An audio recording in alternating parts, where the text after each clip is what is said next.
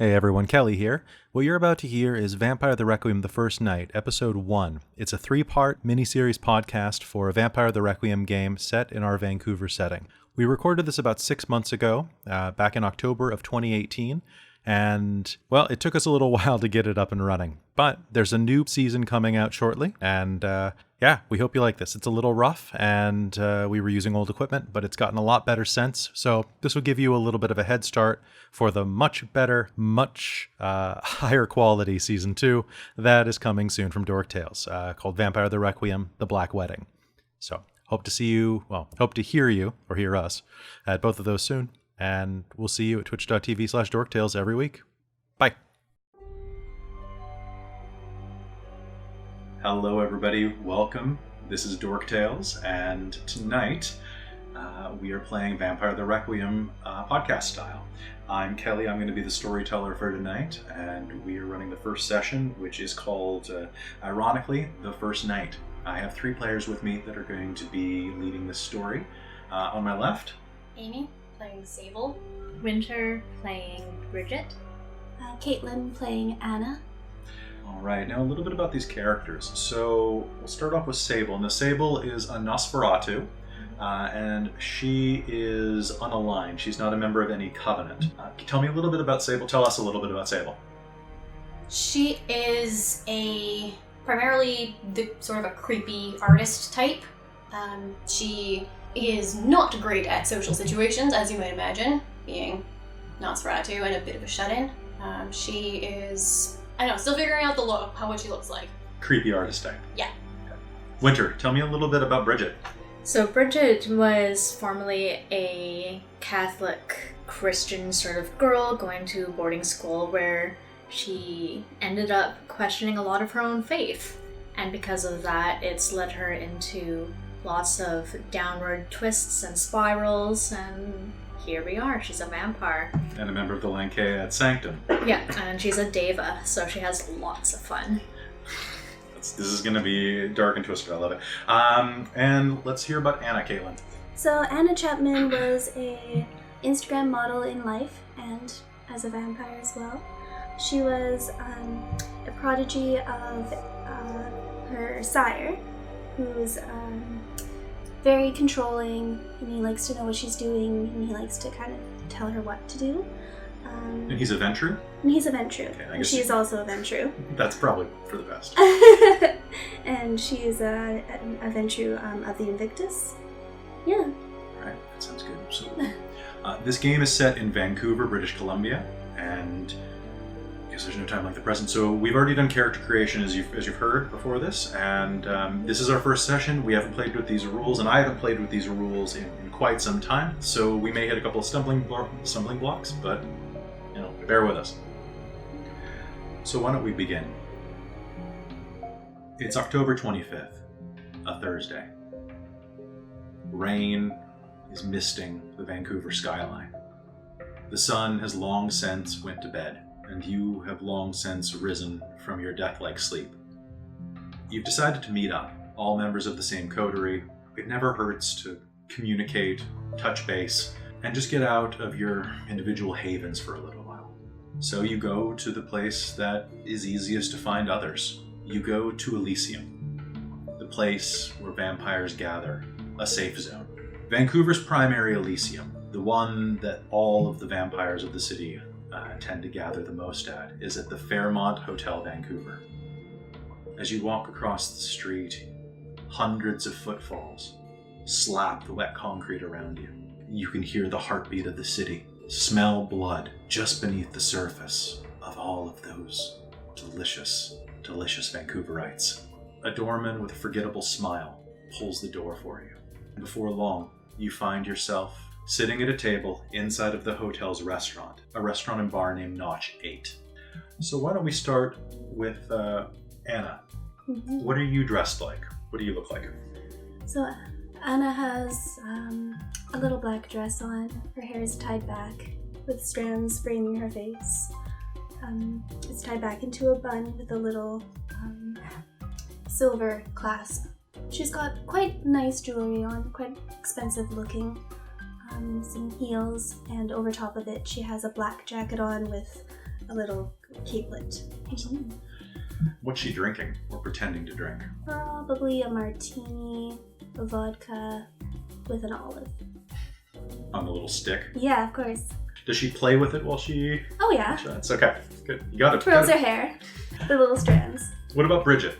So when Bridget walks in, she's wearing a heavier, long, dark gray woolen coat. Her style is more pristine. She will wear her collar done up all the way up to her neck, knee-length skirt, short, I'd say strawberry blonde hair. She looks young, but enough that she can still make it into the sort of scene. She had graduated before, so she's eternally maybe about 19 or so. Okay. And what she chooses to drink tonight is a tall bottle of dark matter. Okay. Nice local beer if you're a Vancouverite or live in BC. Now, the two of you gather immediately. You walk in the front door, lock eyes with Anna, and before long you're sitting at a table together. What kind of things would you be chatting about? Oh, this rain has just been horrible. But it's always raining in Vancouver. I know, it's disgusting. There's a jangle as the front door shuts a bit harder than it should. Huh? And that is the cue for Sable, your artist friend. Here she is. What does Sable look like? Completely out of place. That's obvious. Messy hair? Absolutely. You're not sure if it's been brushed in the last 3 days. It's been tied into a ponytail, and she's wearing a kind of scruffy jacket. Paint smears? Oh yeah, everywhere. Any on your face? Do you have a painted face? She might have a couple flecks of paint, but amazingly enough, no, her face is pretty clear. Okay. She looks like Picasso. Not quite, but You know, the scream. yeah, that's a good time. I guess like jeans that have way too many holes in them, and like Like it's on the verge of being fashionable, but then just missed the mark. It tried too hard. Kinda. Yeah. Well- And then like pretty sturdy boots comparatively. They probably are the most functional part of this outfit. Now see, in Vancouver, ripped jeans and boots are generally a fashion statement, but somehow Sable manages to be fashion adjacent. Yes, exactly. So where... Might be because the boots are like an obnoxious color. Oh, absolutely. They're probably lace-up military boots Military or style worker boots. boots. Yeah. I can imagine Steel though, like if you had ripped jeans, the rips are just in the wrong spots. Yeah. Like, they don't make sense. Yeah, I'm pretty sure there's a rip like going from like halfway down her calf to like the bottom. Like Yeah. it's probably held together with maybe some safety pins. Duct tape. Oh Not yeah. safety pins. Oh, safety pins. So you will enter with shaking some rain off you as you come in. And do you head right over? Do you order a drink first? No, I'm walking right over. Okay. It's at a little 4-person table, so there are 2 empty seats. I take 2 of them. All right. So do you just plop down in 2 of them or drop your stuff in one? I dropped my bag. Good. Like a good commuter taking up 2 seats. All right. So you plop down at the table. Good evening, ladies. Hello, Sable. How are you? Forget I asked that. Looks like you've had a bit of a night. It's been pleasant. Oh, I'm surprised. What have you been up to? Exploring. Care to elaborate? I was following a cat. A cat? Ah, Were you hungry? Before she can answer, a waitress steps up, her hair black and tied into a ponytail at the nape of her neck, wearing the perfect black serving uniform that the Notchade employs. She has a little clipboard in her hand that you realize when she gets close enough is actually a tablet. They don't waste paper here. I heard someone was hungry, she says. Yes. What's the special appetizers for tonight? Tonight we have a special pork belly gyoza with a miso glaze, and we also have seared swordfish on a bed of lettuce. Oh, that sounds good. sure. Should we get that? Yeah. Okay. And what about for vegetarians?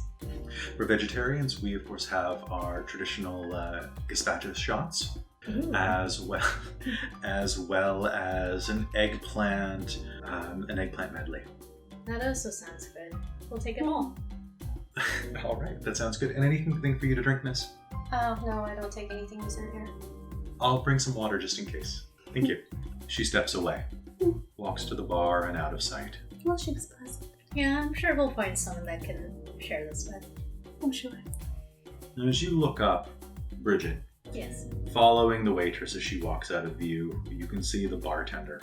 A handsome man with a chiseled jaw, offset by a very finely tailored beard and mustache.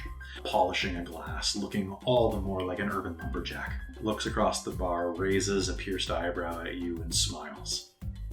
Oh my. I'll kind of nudge over to Anna and be like, what do you think of Mr. Bartender? Well, there's a good looking one. Seems to have eyes for you. Give me a moment, I'll be right back. Of course. And I'll go walk up to him. You saunter up to the bar. He's a fit man in his early 30s. Broad, strong chest, body of a frequent CrossFitter. And as you approach, he finishes polishing the glass, hangs it, turns and smiles. You're going to have to turn the lights down in here, you know? Why? Because every time you smile, it's just so bright and illuminating the whole area. He indeed smiles at that. There you go again. Miss, I might have to ask you to leave. It's going to be hard not to smile with you around. Oh, you're too sweet. What can I get you? Let me guess. You're right. How did you know? I don't know, there's something that reminds me of Catholic school about you. Maybe it's the dress. Possibly. You wouldn't be wrong. He reaches down, pulls out a bottle. Well, actually reaches up and pulls down a bottle of top shelf whiskey. Pours you a glass of rye and slides it across. And for garnish, he says, and slides a card underneath it. Ooh, fancy. You can see it it's the hotel's business card with a handwritten number on the bottom of it. Do you garnish all your drinks like this? Only special ones for special people. Well, I'm Kyle. flattered. Kyle, I'm Bridget. That's a lovely name. You don't see many Bridgets anymore. No, not since the 90s. I'm a 90s baby. Thought so. Right. Oh, I had to get back to my friends, but I'll enjoy the drink. If you want another one, call me. Of course. This one's on me. Next time, we'll see. Yeah, we'll see. He flashes that smile again. And I'll walk back to the table. And meanwhile, have you two just been watching? What's Sable been doing? Drawing. Now, what are you drawing on? Are you drawing on the actual table itself? Do you have a sketchbook? She's got a sketchbook. Okay, you've got a sketchbook. All right, good. So you're working away in your sketchbook. Are you drawing anything in particular off of memory, or are you just drawing a person, a place, a thing, some fruit on a table? Flowers. Okay. As you're drawing, a moment later, Bridget comes back to the table and sits down. Well, Anna will have leaned back and started stirring the martini with her olive stick. How did that go? I'll flash the card. Oh. Who knows? Maybe we can bring extras with us. Would you be into it? I like the sound of that. Yeah. The waitress returns and somewhat clumsily sets down a metal serving dish, silver, onto the table with one of those domed lids. It clatters noisily, and she walks off without saying a word. That's weird. Do you think I pissed her off? I think maybe. Well, Oh, poor thing. yeah. Excellent service. Yeah. No idle chit chat. Should I go and Yelp? If you'd like to. We'll see. Well, here. Let's take a peek. Anna will lift the lid. There's nothing inside, save for a single piece of folded paper. Oh, good. Oh, this isn't what we ordered. I retract my statement. This is terrible service. Should we look at it? Oh, yes. Would you like to do the honors? Oh, yes. So I will go and pick it out and open it. Bridget, meet me in the champagne room. Does it look like a writing I would recognize? No, it doesn't. Oh, it is no. signed MT. Like the initials MT, not empty. Empty. No. So either champagne room or VIP room. I forget which one they have for special parties at this place. Maybe like a lounge? Or like, no, that's still too public. Yeah. We'll say the VIP room. Okay. And if there doesn't exist one in real life, there does in this world. Now it does. It's just not labeled because if you've been to this hotel, you're not fancy enough. Ooh. Yeah. Okay. I'll show it to both my friends here at the table, to Sable and Anna. That's a little weird. Huh. Cryptic. Why could they not just deliver it in person? Themselves? I know. Should I go? Would you like backup? Yes. Then why don't we? I'm not one to turn down a curiosity. Alright. Let's go check it out. Sure. The walk there is quick. You maneuver down around a number of servers, all placing hot plates and cold drinks in front of patrons. As you walk past the bar, you can see Kyle polishing the counter again, making idle chit-chat with a man sitting in a stool. And you can see your waitress as you pass, standing at the back doors to the kitchen, facing the wall, stock still. Uh-oh. She shakes her head, looks around, dazed, and vanishes behind the doors. Continuing down a small corridor, you quickly find yourself in front of the VIP lounge. Do you enter? Yes. Yeah. Let's go. The door opens smoothly, the lock not engaged. As you step inside, it's dark. The lights have been turned off, but your vampiric eyes immediately adjust. Does anyone here have Auspex? I don't believe you do. Never. Excellent. Your eyes adjust to the dimness, and you can see a lone figure sitting on the sofa at the back. The room's not terribly large, designed for intimate conversation, and since this became Elysium some decades ago, very discreet meals. You will immediately recognize this figure as you step in. Thick, masculine brows over a chiseled jaw. On anyone else, this would be incredibly handsome. The Don Draper look.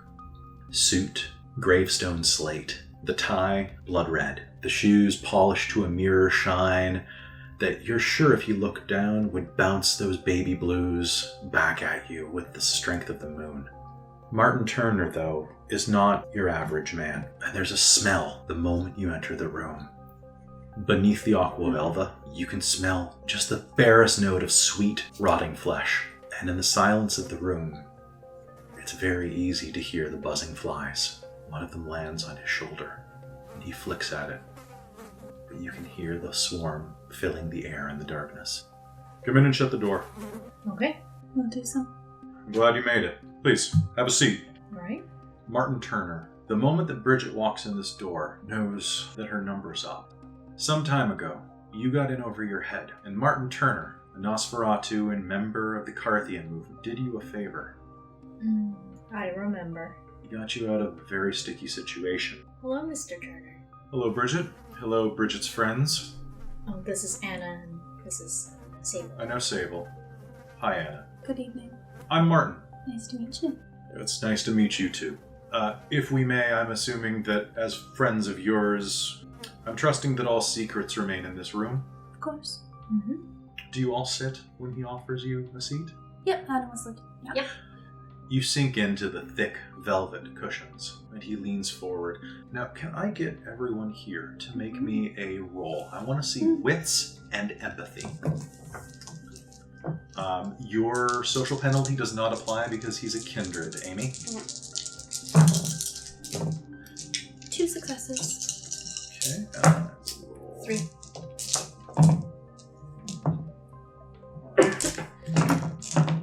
One success. One success. So you're a bit distracted. You're not quite picking this up. So take everything I say at face value. You two, however, are going to notice that there's a tense air about him. Martin's the kind of guy who walks into a room acting like he's Dean Martin. He's slick. He's polished.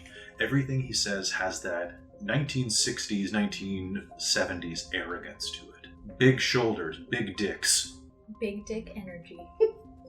Not so big right now. No. Fresh out of the pool energy. Ooh. He shrinks a bit beneath your gaze. I'm calling in your chip. Okay. I need you to find someone. Alright, can you describe this someone? Her name's Annabelle. Annabelle Reed. He'll reach into his suit jacket, his inner pocket, and pull out a pull out an actual photograph. Mm-hmm. He hands it over, and you'll see that there is a lovely young woman. Can't be more than maybe 22. That beautiful co-ed age. Her cheeks are so full of life. Her eyes are sparkling in the photo. It looks like maybe a university graduation photo. Okay. She even has a little cap on top. Does the photo look recent? Or is it an old photo? Well, it does say graduation 2018. Oh, very recent then. Yeah. So she's, to describe her, her face is perfectly heart-shaped, with a pair of slender pink lips. The type of girl who doesn't have to wear makeup to be beautiful. The type of girl who might not know that fact. There's something just lovely about looking at her. He exhales shakily as he hands you the photo. Martin's been embraced for about 30 years, you'd say. Maybe a little bit longer. He still hasn't mastered not breathing when he shouldn't. So, Annabelle, you need us, or at least me, to find her. Is she missing or abducted? She's missing. When was the last time you spoke with her? 3 nights ago. And did she seem like she couldn't talk for very long, or she was scared? Did she give you any... She ran away. From you? She's my childer. She ran away. She's a fledgling. I'm presenting her to the court in 2 nights. If she's not found, or if she reveals she's a smart girl, she wouldn't do anything stupid. No, but that could also mean that she's going to go to where she feels safe. She's not at her apartment. She's not at the apartment. You're welcome to check. I wouldn't mind, just to see if we can find anything. It's the Grey Line Apartments in New Westminster. He gives you the address. Perfect. Okay. Are any of you from New Westminster in character? No, Anna wouldn't be. Okay. It's a very, it's one of the older regions of town. It's very hilly. Yeah. And if you know the area at all, this is actually one of the more rundown sectors of it that hasn't been. It's in. Soon it will be gentrified or re-gentrified, because that's Vancouver's constant cycle of gentrification. Okay. I need her back as soon as possible. What did you do to offend her? I didn't do anything. Well, she left for a reason. She was scared. She was frightened. Yeah. Well, what did you do to frighten her? What couldn't he do to frighten her? I'm sorry that happened, Martin. She's very important to me. I can tell. I want her back. I need her back, and I need this to stay between us. Is there anyone that might cause conflict with this? That might... obviously. But... In particular? Anyone who's out to get me. Yes, please tell us your enemies. Because if we can keep tabs on them as well at the same time, we can make sure that they're nowhere near where we need them to be. I'm not a big fan of the Circle of the Crone, and they're not a big fan of me. Okay. And... I particularly think Travis Allen is a bit of it. Oh, what? How does he feel about you? Probably similarly. I would say fucking douchebag, but I'm in polite company. I don't see any. A fly lands on your cheek. They continue to buzz overhead. Right. Is there any more information that you can tell us? She's a kindergarten teacher. Okay. Just graduated last year and got a contract almost immediately. With help. Not that she needed much of it. It was just a little push. Do you know who helped her? Me. Okay. She deserved it. But when I was given the opportunity, I took it. What's the name of the school that she would work at? Westmore Heights. I also want to check there as well. Yeah. I don't know.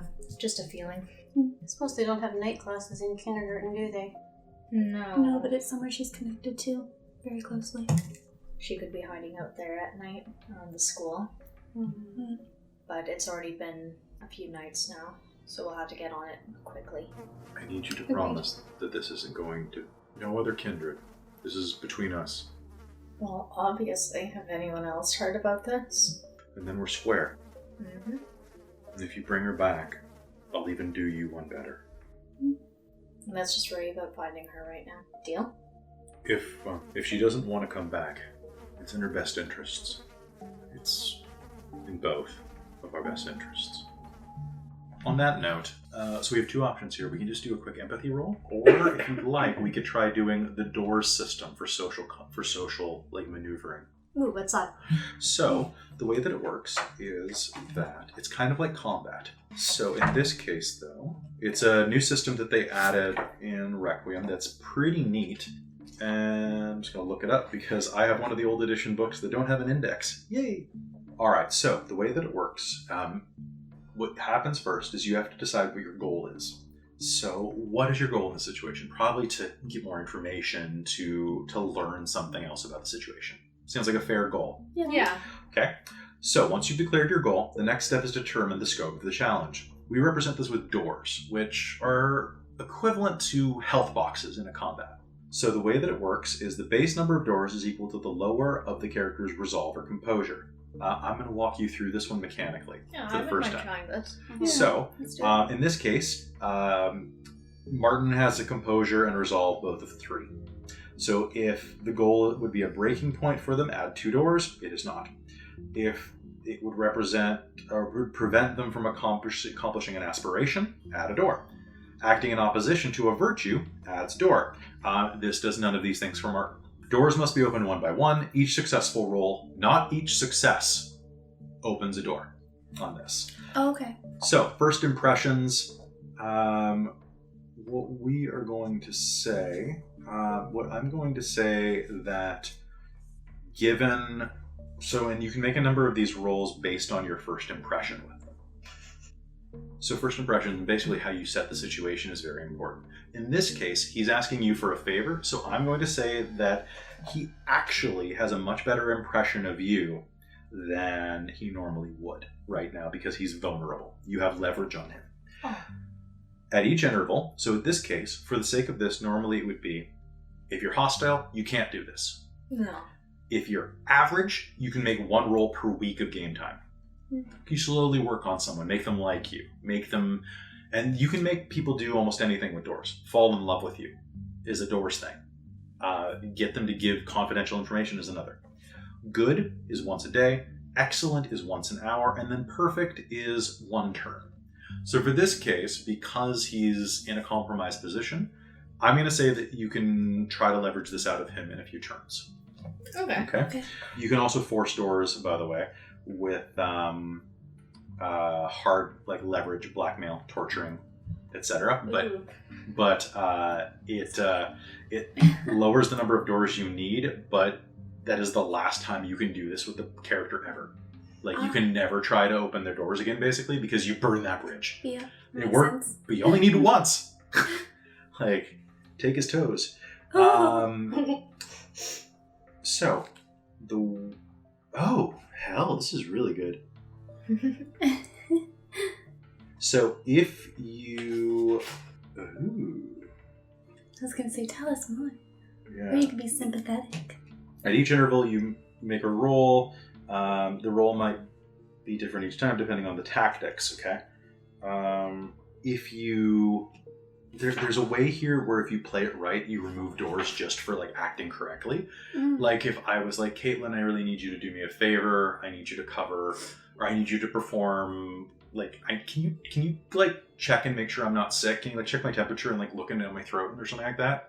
I don't know. It's a weird one because you're a nurse. No, I get it. I got it. But I could if I was oh hey, I'm really sick and I don't want to infect my grandmother at home. Can you plays on your sympathies? Yeah. Whereas if I was with Winter and I'm hey Winter, I really need you to paint this thing for me because I know you're a really good artist and I really just want something to hang on my wall because I'm having a bunch of people over and I want some really good art and you're the best artist I know and the butter them up type thing. This is the way it works, right? Art. And the example they have right here is that Stacy looks to overcome these doors. She goes to this academic guy and explains that she wants to become a respected academic and that, he wants to become a respected academic. So she's yeah, I know a guy who can totally help you become an academic and can totally get you in the know. And basically is like, oh, really? So it's a lot of social maneuvering and levering. So we're just going to jump right in here, and I can cut this later if it's something interesting. So basically, he's at this moment right now. Now, who would like to try to open a door? Okay. Now, failing is bad. Okay. So what are you going to try to do? I believe the last thing he said was it would be very beneficial for her and for me. And how is he sitting? Like, what's his stance like right now? Unlike normal, where you've never seen Martin not lean back. He always takes up space like a lion on the savannah, but now he's crouched over like a monkey, his elbows on his knees, on the insides, leaning down, his fingers nervously knitting together.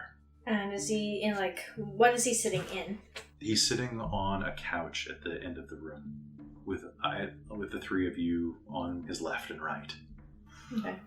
Well, I would like to try to position myself sitting next to him. You absolutely can. And with my right hand, it'd be kind of more like draped over like this, in sort of almost an embracing style, like comforting. And then left hand over his shoulder and just being like, don't worry. So the comforting, like the comforting ant hug. Yeah. All right, so for that, why don't we go ahead and do a, let's say, empathy and presence. Because you're being performatively empathetic. Okay, so you have no penalties on this roll. Can I go? You may. Do it. You're looking for 8s, 9s, or 10s. 2. 2 successes. He stiffens at your touch, and then relaxes a bit. I don't know if I should. Look, I'm just really worried about her. Hey, listen to me. You put your neck out for me, and you really didn't need to. I will do everything I can to get her back, one way or another. All right, so with that, why don't you go ahead and give me a manipulation plus persuasion roll.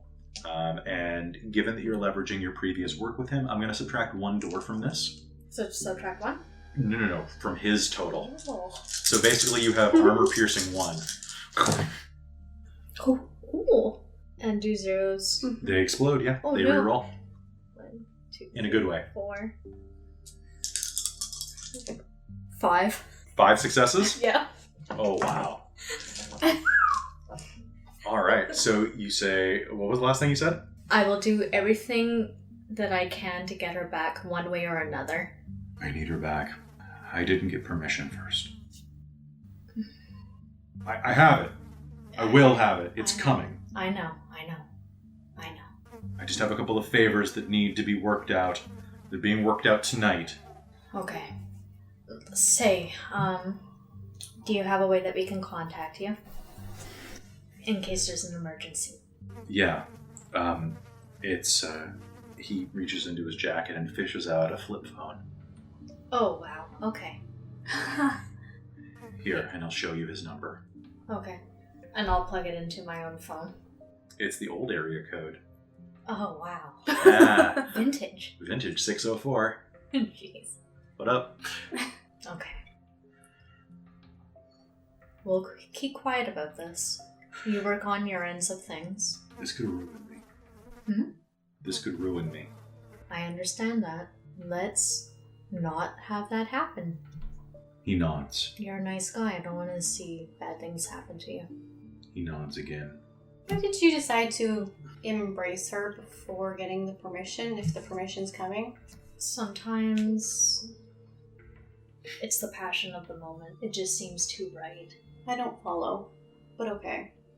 Well, he will stand up, adjust his lapels, and walk to the door. If that's all, I'll be waiting for your call. There's not any potential trouble we should be expecting, is there? He looks at you with a mirthful, almost boyish grin. In Vancouver. Always. Very helpful. I mean, he's not wrong. He opens the door to the VIP lounge. And as he steps into the hall, turns one last time, looks at Bridget and says, "She was worth it." I believe you. and then he's gone, leaving the three of you alone in the VIP lounge. I don't like him. You don't like many people. Yeah, I this like- isn't new. Well, you seem to kind of like us. Tolerate us. Why wouldn't I? You two are pleasant. Aw, that's Oh, very sweet. I'm flattered. Shall we get down to business then? Yeah. Oh, do you think Kyle's gonna be upset if I don't call him tonight? Oh, send him a text message. Yes. Okay. Play a little hard to get. It's fine. So what do we have to go on? We have her apartment. Yep. A little bit of her story. Yep. Place she works. Something's telling me to check out the school. I also want to see if there's anything at her apartment. Because, I don't know, think about back then. Newly embraced, don't know what's going on. She probably left something. Does she have a boyfriend? These are things we're going to have to find out. We'll probably find pictures or something at the apartment.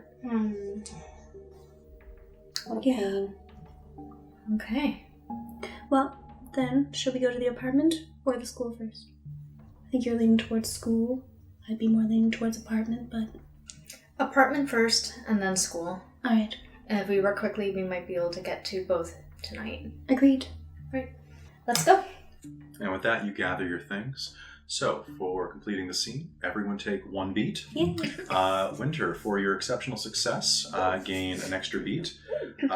For managing to get additional information out of Martin, I'm going to award everyone an additional beat for that. And then finally, additional fun stuff. I'm going to give Winter one more beat for flirting with Kyle.